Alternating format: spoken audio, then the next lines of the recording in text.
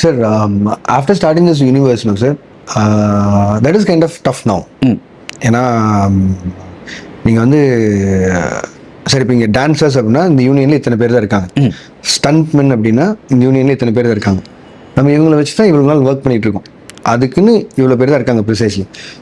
But when you want more numbers, I mean head counts, நீங்கள் பக்கத்து ஸ்டேட்லேருந்தெல்லாம் கூப்பிட்டு வந்து இதெல்லாம் பண்ணலாம்.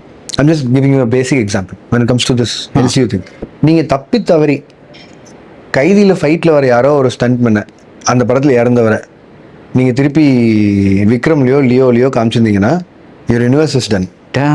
It is just one of the factor I'm saying. நான் சொல்கிறது 5வது ரோ 6வது ரோல் இருக்க ஃபைட்டர் யாரோ ஒருத்தர் பற்றி சொல்கிறேன்.